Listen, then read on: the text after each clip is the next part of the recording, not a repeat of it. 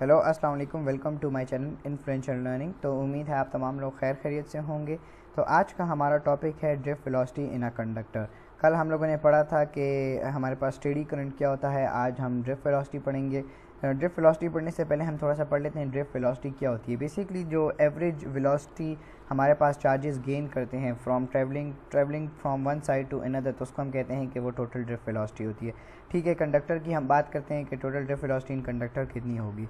आज हम दो टॉपिक्स कवर करेंगे, ड्रिफ्ट वेलोसिटी इन कंडक्टर और इलेक्ट्रोएन्सीफेलोग्राम। इलेक्ट्रोएन्सीफेलोग्राम पर मैंने कहा था कि मैं एक अलग वीडियो बनाऊंगा, लेकिन क्योंकि वो एक छोटा सा टॉपिक है तो उसके लिए एक अलग वीडियो की जगह मैंने इसमें ही इंक्लूड कर लिया है। तो वीडियो को एंड तक देखें ताकि वो टॉपिक भी आपको समझ आए। तो हम बात करते हैं कि drift velocity in a conductor में कि every metal has a large number of free electrons which wonder randomly with in the body of the conductor. अब हमें पता है कि हमने कल भी बात की थी कि कंडक्टर्स के अंदर फ्री इलेक्ट्रॉन्स भी पाए जाते हैं। ठीक है, वो फ्री इलेक्ट्रॉन्स का काम क्या होता है कि वो इधर उधर घूम रहे होते हैं, अनअलाइंड होते हैं। ठीक है, लेकिन जब हम एक बैटरी के एक एंड को कनेक्ट करते हैं with one end of the conductor, तो हमारे पास क्या होता था कि वो अलाइन हो जाते थे। जिस तरह हम लोगों ने ऊपर बात की यहाँ पर कि जब हम बैटरी के फ्री इलेक्ट्रॉन्स यहाँ पर इस पोल को negative terminal of the battery के साथ जब कनेक्ट करते थे, तो हमारे पास क्या होता था कि जितने भी फ्री इलेक्ट्रॉन्स थे वो started moving towards the positive side. तो हम कहते थे कि ये सारे अलाइन होकर इधर मूव करते हैं। सिमिलरली हम बात आज इसी पे करेंगे कि हमें पता है कि मेटल्स के अंदर large number of free electrons मौजूद होते हैं। The average speed of free electron is sufficiently high which is equal to 10⁵ metre per second. हम कहते हैं कि एवरेज स्पीड एक फ्री इलेक्ट्रॉन की कितनी होती है, 10⁵ मीटर पर सेकेंड। और यह हम लोग ज़्यादा भी कर सकते हैं। वो किस तरह कर सकते हैं कि अगर हम वेरी हाई वोल्टेज बैटरी का सप्लाई करें, ठीक है, एक कंडक्टर को जिसके अंदर फ्री इलेक्ट्रॉन्स होंगे, और हम उसका जो नेगेटिव टर्मिनल है, अगर हम नेगेटिव टर्मिनल की जो वोल्टेज है वो ज़्यादा रखेंगे, तो क्या होगा कि इलेक्ट्रॉन्स मोर फास्ट मूव करेंगे टुवर्ड्स द पॉजिटिव साइड, क्योंकि रिपल्शन वहाँ पर ज़्यादा होगी। तो हम इसको ज़्यादा कर सकते हैं। तो ये एवरेज स्पीड की बात कर रहा है कि हम एवरेज जो है वो ये रखते हैं। कहता है during random motion the free electrons collide with the atoms of conductor again and after collision their direction of motion changes. अब हम कहते हैं कि अगर हमारे पास ऊपर ये कंडक्टर था, तो कंडक्टर की जो फ्री इलेक्ट्रॉन्स थे, जब उन्होंने स्टार्ट किया यहाँ से मूव करना, तो यहाँ पर बीच में सेंटर में एटम्स भी थे, ठीक है, इस मेटल के, जिसके साथ वो कोलाइड करे। ठीक है, जब वो एक दूसरे के साथ कोलाइड करते थे तो डायरेक्शन चेंज हो जाती थी, वापस इधर चले जाते थे, फिर यहाँ से इनको कोलिजन, यहाँ से रिपल्शन फेस करनी पड़ती थी, तो फिर वो इधर पॉजिटिव साइड की तरफ आने की कोशिश करते थे। तो बहरहाल हम कहते हैं कि जब भी इलेक्ट्रॉन्स इस साइड पर मौजूद होंगे, तो वो जब इधर मूव करते हैं तो वो मेटल्स के अंदर मौजूद एटम्स के साथ कोलाइड करते हैं। ठीक है, ये बात हो गई। हम कहते हैं, फिर कहते हैं कि due to random motion of all free electrons there is no net flow of charges in any particular direction. तो जब हम कहते हैं कि मेटल के अंदर एटम्स होते हैं, ठीक है, और फ्री इलेक्ट्रॉन्स भी होते हैं, तो जब फ्री इलेक्ट्रॉन्स वन एंड से दूसरे एंड पे मूव करते हैं तो आपस में जब कोलिजन होती है तो कोई पर्टिकुलर डायरेक्शन नहीं होती, क्योंकि जब एक चीज़ दूसरी चीज़ के साथ कोलाइड करती है तो वो डिफरेंट डायरेक्शंस में जाती है। हो सकता है कि जब वो एक दूसरे से कोलाइड करें तो बिल्कुल स्ट्रेट आ जाएँ, बैक की तरफ चले जाएँ, ऊपर चले जाएँ, लेफ़्ट चले जाएँ, राइट चले जाएँ, तो एक डायरेक्शन हमारे पास उसकी नहीं आती। Consequently no current is established in conductor. हमने कहा था कि जब अलाइन मूवमेंट होती है, जब इलेक्ट्रॉन्स फ्री इलेक्ट्रॉन्स मूव करते हैं वन एंड से दूसरे एंड की तरफ अलाइन होकर या एक एंड से पास थ्रू होते, तो हम कहते हैं कि तब करंट फ्लो करता है। अब हम एक ऐसा सिचुएशन ला रहे हैं कि जिसके अंदर वो कोलिजन कर रहे हैं आपस में, और कोई डिफरेंट डायरेक्शन में जा रहा है, कोई किधर जा रहा है, तो उस केस में हम क्या कहते हैं कि उस केस में कोई करंट फ्लो नहीं करता। कहते हैं कि when the potential difference is applied across ends of the conductor. अगर हमारे पास ये एक कंडक्टर था, ठीक है, जिसके पास फ्री इलेक्ट्रॉन्स थे और एटम्स थे, ठीक है, अब हमने क्या किया कि उसके एक एंड को negative terminal of the battery के साथ कनेक्ट किया और एक एंड को positive terminal of the battery के साथ कनेक्ट कर दिया। तो क्या होगा कि an electric field is set up at every point within the wire. अब हमारे पास यहाँ पर इलेक्ट्रिक फील्ड सेटअप होगी।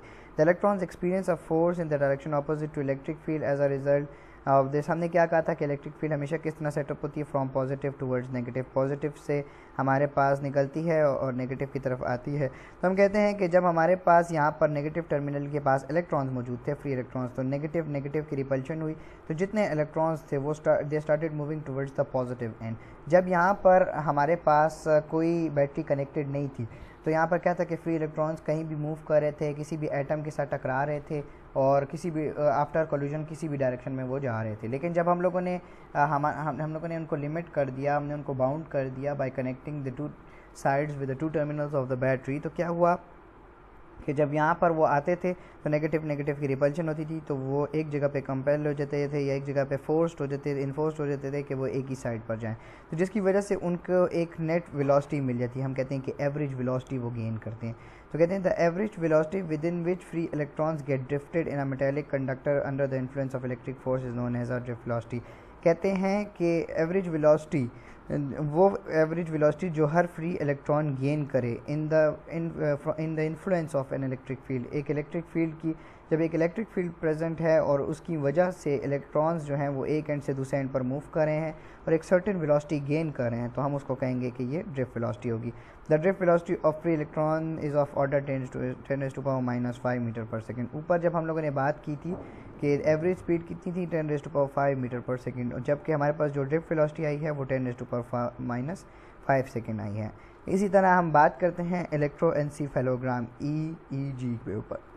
अब हमारे पास इलेक्ट्रोएन्सीफेलोग्राम, हम कह सकते हैं कि ये एक ऐसा न्यूरोलॉजिकल टेस्ट है, ठीक है। हम इसमें ब्रेन की एक्टिविटी चेक करते हैं, ठीक है, कि क्या कहता है कि इलेक्ट्रोएन्सीफेलोग्राफी और EEG is a neurological test that uses an electron monitoring device to measure and record the electrical activity of the brain। कि हमारे ब्रेन जो है वो हमारे पास वो सिग्नल्स, मतलब कि हम कहते हैं ना कि अगर हम लोग कोई चीज़ करते हैं तो हमारा ब्रेन वो मैसेज सेंड करता है डिफरेंट पार्ट्स को कि आपने ये काम करना है। तो हम कहते हैं कि उस ब्रेन की एक्टिविटी के ब्रेन कितने % एक्टिव है वो हम किससे चेक करते हैं, इलेक्ट्रोएन्सीफेलोग्राम से। कहते हैं स्पेशल सेंसर्स इलेक्ट्रोड्स, ठीक है, are attach to our head and hooked by wires to the computer. अब इस तरह होता है कि हमारे सर के ऊपर एक हेलमेट शेप्ड रखा जाता है, ठीक है, जिसके अंदर इलेक्ट्रोड्स मौजूद होते हैं। वो हमारे हेड की शेप का ही होता है ताकि वो हमारे हेड के ऊपर पूरा आ सके, ठीक है। उसके साथ वायर्स लगी होती हैं जो कंप्यूटर से कनेक्टेड होती हैं। EEG measures voltage fluctuations resulting from ionic current. EEG हमारे पास क्या मेजर करता है, वोल्टेज कब आती है हमारे पास, जब करंट मूव करते हैं एक एंड से दूसरे एंड पर। तो कहते हैं कि when ionic current with in the neurons of the brain. अब न्यूरॉन्स का काम क्या होता है, हमारे ब्रेन में 3 टाइप्स ऑफ न्यूरॉन्स होते हैं, मुझे शायद 2 याद हैं। एक को मैसेंजर न्यूरॉन को कहते हैं, एक को हम एक अजीब सा नाम था वो मेरे से भूल गया। खैर, मैसेंजर न्यूरॉन्स का काम हमारे पास ये होता है कि वो एक जगह से दूसरी जगह पर मैसेज जो होते हैं हमारे पास ब्रेन के पास लेकर जाते हैं। तो कहते हैं कि जिसकी वजह से हमारे ब्रेन जो होता है वो इलेक्ट्रिकली एक्टिव रहता है, ठीक है, हमारे पास एक्टिव रहता है, उसकी एक्टिविटी चल रही होती है। तो कहते हैं the brain electrical charge is maintained by billions of neurons, ठीक है, क्योंकि बिलियंस ऑफ न्यूरॉन्स मैसेजेस ला रहे होते हैं, तो हमारा ब्रेन जो होता है वो कंटिन्यूसली उसके साथ इंटरेक्शन में होता है, तो हमारा ब्रेन की जो एक्टिविटी होती है वो एक्टिव होती है। हम कहते हैं न्यूरॉन्स आर इलेक्ट्रिकली चार्ज्ड और polarised by membrane transport protein that pumps ions across their membranes. अब हमारे पास क्या होते हैं, न्यूरॉन्स जो होते हैं वो हमारे पास इलेक्ट्रिकली चार्ज होते हैं या पोलराइज्ड होते हैं, यानी पोल्स फॉर्म किए होते हैं, ठीक है। वो क्या करते हैं कि क्या करते हैं कि मेम्ब्रेन के अक्रॉस जितने भी आयंस होते हैं उनको पंप करते हैं, ठीक है। इसको हम इस तरह भी समझ सकते हैं कि जिस तरह हम हमारे ब्रेन के अंदर हमारे पास डिफरेंट हम खाना वगैरह खाते हैं तो उसके अंदर सोडियम भी होता है, पोटेशियम भी होता है, कैल्शियम होता है, क्लोरीन आयंस होते हैं। तो वो क्या होता है हमारे पास कि हमारी बॉडी के अंदर वो मौजूद होते हैं। तो जब हम इलेक्ट्रोड शेप्ड हेलमेट अपने सर पर रखते हैं जो कि वायर से कनेक्टेड होता है और कंप्यूटर के साथ कनेक्टेड होता है, तो क्या होता है कि वो जो इलेक्ट्रोड्स होते हैं वो हमारे पास नेगेटिवली चार्ज होते हैं, ठीक है। और ये जो पॉजिटिवली चार्ज आयंस होते हैं जैसे Na+, K+, C+, C-, ठीक है। अब ये आयंस जो होते हैं, क्योंकि इलेक्ट्रोड्स हमारे पास पॉजिटिवली और नेगेटिवली दोनों चार्ज होते हैं, ठीक है, ये मैं ऐड करना चाहता हूँ। तो अब हम ये क्या करेंगे कि हमारी बॉडी में जितने भी आयंस होंगे जैसे Na+, K+, Ca+, तो ये हमारे ब्रेन की तरफ अट्रैक्ट होते हैं। जब ये हमारे ब्रेन की तरफ अट्रैक्ट होते हैं तो क्या करता है कि इनका मोशन स्टार्ट होता है। तो हमने एक बात क्या की थी करंट का कि जब भी हमारे पास मोशन होता है किसी भी पार्टिकल का from one end to another, positive ions, negative ions या चार्जेस मूव करते हैं from one end to another, तो current is said to be produce. तो जब हम कहते हैं कि ये पॉजिटिव आयंस जो हमारे ब्रेन में मौजूद होते हैं, ठीक है, Na+, K+, तो जब ये हमारे इसके ऊपर हेड के ऊपर इलेक्ट्रोड रखा जाता है तो क्या होता है कि ये आयंस जो होते हैं उन इलेक्ट्रोड्स की तरफ अट्रैक्ट होते हैं।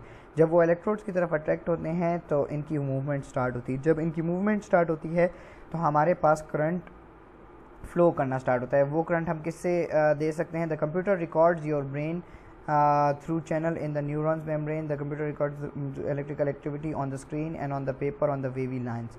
ठीक है, तो क्या होता है कि जैसी इलेक्ट्रोड्स की तरफ ये हमारे पास देखें, ये हमारे पास पिक्चर भी है, ये इसने हम लोगों के ऊपर इलेक्ट्रोड लगाया है, ठीक है, और इसको हमने कनेक्ट कर दिया है with the help of computer. तो जब ये सारे अट्रैक्ट होते हैं तो इनकी movement from one end to another end record होती है in the form of these wavy lines. तो ये वेवी लाइंस हमें क्या शो करती हैं कि हमारा ब्रेन जो है वो नॉर्मल एक्टिविटी शो कर रहा है कि नहीं। यानी कि अगर ये जो हमारे पास लाइंस आ रही हैं ये हाई हैं, ठीक है, तो हम कहते हैं कि जो रेट्स मतलब कि जो आयंस हमारी बॉडी में वो सही तादाद में मौजूद हैं। या इसके अलावा हम कहते हैं कि जब इलेक्ट्रॉन्स जब ये पॉजिटिव आयंस नेगेटिव आयंस एक एंड से दूसरी एंड पर मूव कर रहे हैं तो हमारा ब्रेन जो है वो नॉर्मल फंक्शनिंग कर रहा है। लेकिन अगर उनकी एक्टिविटी बहुत स्लो आती है तो हम कहते हैं कि हमारा ब्रेन नॉर्मल एक्टिविटी नहीं शो कर रहा बल्कि एब नॉर्मल एक्टिविटी शो कर रहा है। तो ये सिंपल सा टॉपिक था जिसमें उसने बताया कि हम एक सिंपल सा इलेक्ट्रोड जो कि हेलमेट शेप्ड होता है उसको हम अपने सर पे रखते हैं। उसका काम क्या होता है कि हमारे ब्रेन में जितने भी मौजूद पॉजिटिव और नेगेटिव आयंस होते हैं उनको अपनी तरफ अट्रैक्ट करता है। जब वो अट्रैक्ट होते हैं तो उनकी मदद से एक करंट प्रोड्यूस होता है, उस करंट का एक ग्राफ ड्रॉ होता है। उस ग्राफ की मदद से हम बताते हैं कि ब्रेन की नॉर्मल एक्टिविटी है या एब नॉर्मल एक्टिविटी है। तो आज का ये टॉपिक छोटा सा था, ड्रिफ्ट वेलोसिटी और इलेक्ट्रोएन्सेफेलोग्राम। तो कल इंशाल्लाह हम मज़ीद करेंगे। तो उम्मीद है कि आपको हमारी वीडियो पसंद आई होगी। अगर आपको वीडियो अच्छी लगी तो लाइक शेयर और सब्सक्राइब ज़रूर करें। Thank you so much.